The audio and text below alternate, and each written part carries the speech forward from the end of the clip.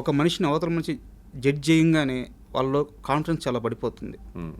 So నేనేం చేయలేనా, ఏం సాధించలేనా అని చెప్పేసి. సో మీ లైఫ్ అంతా అది దాటుకునే వచ్చారు. సో చాలామంది నోట్ చేసుకోవాల్సిన పాయింట్ ఇది. బట్ మీరు బిగ్ బాస్ గురించి ప్రస్తావించారు కాబట్టి ఒక చిన్న, ఇది సీరియస్ క్వశ్చనే కానీ కొంచెం ఫన్నీగా ఉంటుంది. ఓకే. బిగ్ బాస్ హోస్ట్గా నాగార్జున గారు ఇన్ని సంవత్సరాలుగా చేస్తూ ఉండడం చాలా గొప్ప విషయం, ఒక స్టార్ హీరో అయి ఉండి. బట్ ఆ బిగ్ బాస్ హోస్ట్గా చేసేటప్పుడు ఫస్ట్ సీజన్లో ఎన్టీఆర్ వేసిన మార్క్, జూనియర్ ఎన్టీఆర్ వేసిన మార్క్ అలాగే ఉంది.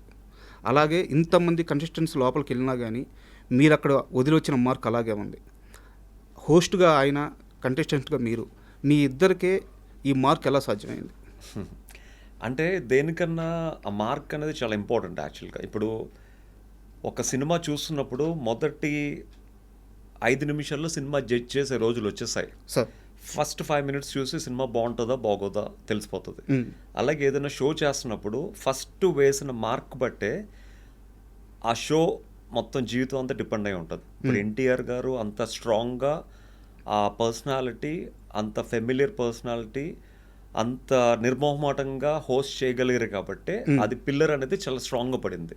ఒక్కసారి పిల్లర్ పడిన తర్వాత ఆబ్వియస్లీ దాని తర్వాత ఎంతమంది తర్వాత చేసినా కూడా పిల్లర్ స్ట్రాంగ్గా ఉంది కాబట్టి అది కొన్ని సంవత్సరాల వరకు నిలబడిపోతుంది. ఇప్పుడు ఎన్టీఆర్ గారు వేసిన పిల్లర్ బిగ్ బాస్ ఇప్పటికీ చాలా స్ట్రాంగ్గా ఉంది తెలుగులో. అదే కొంచెం యావరేజ్ హీరో ఎవరైనా చేస్తుంటే ఆ పిల్లర్ మళ్ళీ అంత స్ట్రాంగ్ ఉండేది కాదు. అండ్ ఫస్ట్ చాలా మందికి బిగ్ బాస్ ఏంటో తెలియదు యాక్చువల్గా. అంటే అదే ఆట ఎలా ఉంటుంది, ఆ గేమ్ ఎలా ఉంటుంది అని తెలియని టైంలో సీజన్ 1 రిలీజ్ అయింది. అసలు యాక్చువల్గా సీజన్ 1లో నేను వన్ ఆఫ్ ది పార్టిసిపెంట్ యాక్చువల్గా. యాక్చువల్గా ఆదర్శ్ బదులు నేను వెళ్ళాలి యాక్చువల్ లోపలికి.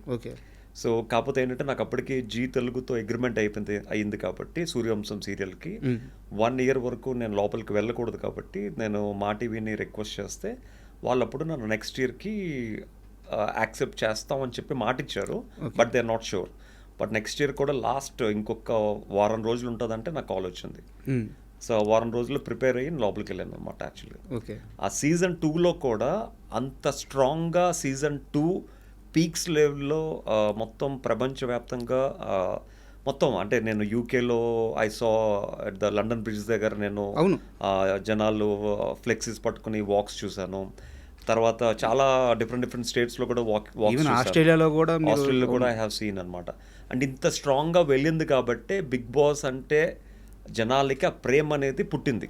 బట్ నేను బయటకు వచ్చిన తర్వాత ఇప్పుడు చాలా మందిని కలుస్తున్నాను, వాళ్ళందరూ చెప్పేది కూడా అన్న నీ సీజన్ తర్వాత పెద్దగా ఏం బోరింగ్గా ఉన్నాయి మిగతా సీజన్స్ అన్ని, మేమేం సీజన్ చూడలేదు, మీతో లాస్ట్ అంటున్నారు. బట్ ఇట్స్ ఓకే, దట్స్ వాళ్ళ ఒపీనియన్ అది. బట్ సీజన్ 2 తర్వాత చాలామంది బిగ్ బాస్ చూడడం మొదలు పెట్టారు యాక్చువల్గా. సార్ యాక్చువల్గా కన్నప్ప మూవీ రిలీజ్కి ముందు మన ఇద్దరం ఒకసారి కలిసాం. సో మిమ్మల్ని 1-to-1 నేను కొన్ని క్వశ్చన్స్ అడిగాను, కొంచెం బయటలు తీసుకున్నాను, వచ్చేసాను.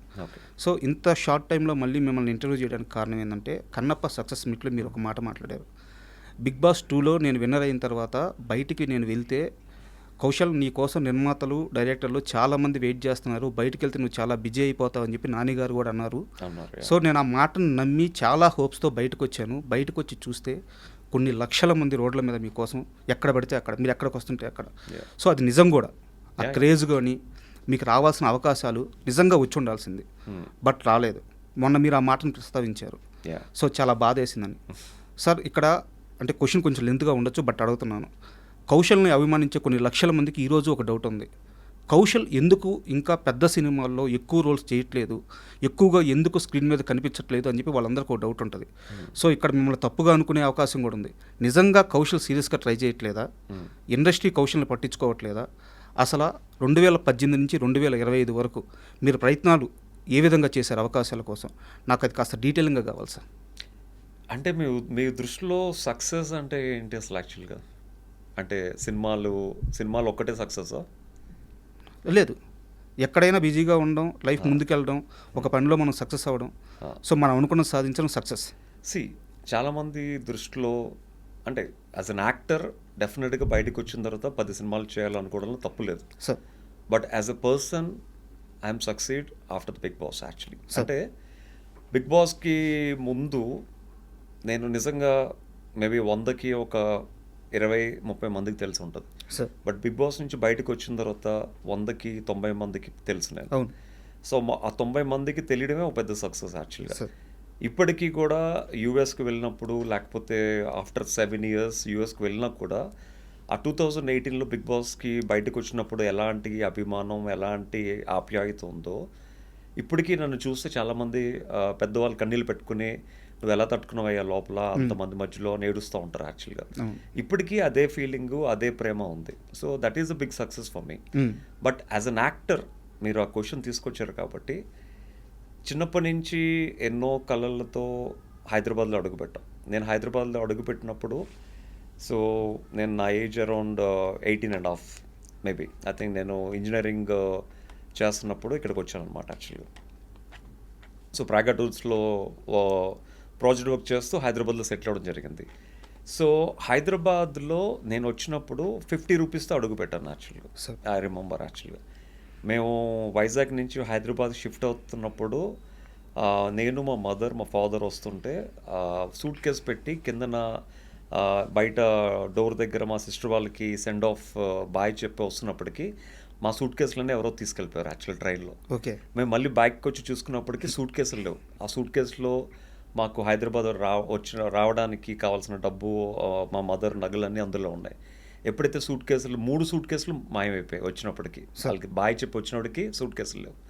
మేము రన్నింగ్ ట్రైన్ నుంచి ముగ్గురం దూకాల్సి వచ్చిందనమాట. అంటే ఏమీ లేకుండా హైదరాబాద్ వెళ్ళి ఏం చేస్తామని చెప్పి రన్నింగ్ ట్రైన్లోంచి మా మదరు మా ఫాదరు నేను ముగ్గురు దూకేసి మళ్ళీ పోలీస్ కంప్లైంట్ ఇచ్చి చాలా రోజులు వెయిట్ చేస్తాం.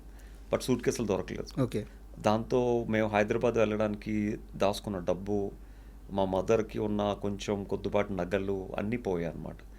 తర్వాత ఇంకా పోలీసుల చుట్టూ తిరిగి ఆ డబ్బులు రాకపోయేసరికి మళ్ళీ మా మదర్కి పాపం మా పిన్నిలందరూ వీళ్ళు వాళ్ళు సారీస్ ఇస్తే అవన్నీ మళ్ళీ ఒక 2 సూట్ కేసులు అవుతాయి. మళ్ళీ అవి పట్టుకుని దే వెంట్ అనమాట హైదరాబాద్కి రావడం. వాళ్ళు హైదరాబాద్లో వెళ్ళిపోయారు అనమాట ట్రైన్ ఎక్కి.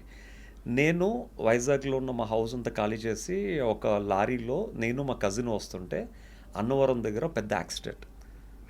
మొత్తం ఆ లారీ మొత్తం స్మాష్ మొత్తం సగం పాట ఎగిరిపోయింది. లోపల మా సామాన్లన్నీ రోడ్డు మీద చిందరవందరగా పడిపోయాయి. ఇంకా సామాన్లు తీసుకుని కూడా ప్రయోజనం లేక ఆ సామాన్లన్నీ అలాగే వదిలేసి మేము ఒక 2 days తర్వాత హైదరాబాద్ రావడం జరిగింది. అలాంటి పరిస్థితుల్లో హైదరాబాద్లో 50 రూపీస్తో అడుగుపెట్టాను యాక్చువల్గా. సార్ సో అప్పుడు మేము బిఎస్ మక్తా సోమాజిగూడ దగ్గర ఒక 600 రూపీస్ రైల్వే ట్రాక్ పక్కన ఒక స్లమ్లో అద్దెకి ఉండేవాళ్ళం యాక్చువల్గా. That is how I started my life in Hyderabad actually. కాకపోతే అక్కడి నుంచి కొంచెం దూరం వెళ్తే ఒక ఎస్టీడీ బూత్ ఉండేది. రోజు కాయిన్స్ వేసుకుని అక్కడున్న కొంతమంది కొరియోగ్రాఫర్స్కి కోఆర్డినేటర్స్కి యాడ్ ఫిల్మ్ డైరెక్టర్స్కి ఫోన్ చేస్తే ఎవరో ఒకరు ఏదో ఒక 3 రోజులకి ఒక పేజర్ ఉండేది అనమాట. ఆ అప్పట్లో పేజర్కి మెసేజ్లు వస్తుంటే నేను వెళ్ళి ఫోన్ చేసేవాడిని. సో యాజ్ అ మోడల్గా కాకపోయినా ఒక ఫ్యాషన్ షో అవుతుంటే ఒక 10 సీక్వెన్స్లు అవుతే నాకు ఒక సీక్వెన్స్ ఛాన్స్ ఇచ్చేవారు. ఓకే సో ఆ సీక్వెన్స్ ఛాన్స్ ఇచ్చినందుకు 500-1000 రూపీస్ ఇచ్చేవారు అనమాట. సో కాకపోతే నేను తెలివిగా ఏం చేశానంటే ఎవరిని నమ్ముకుని హైదరాబాద్ వచ్చానో అంటే కొంతమంది మోడల్స్ నాకు వైజాగ్ ఫ్యాషన్ షోస్లో పరిచయం అనమాట. కాకపోతే నేను కష్టపడి వితిన్ 6 months నేను నా ఫ్రెండ్స్ హైదరాబాద్లో ఉన్న ఫ్రెండ్స్ అందరికీ నేను వర్క్ ఇవ్వడం మొదలు పెట్టాను actually. That is a big success for me. So అంటే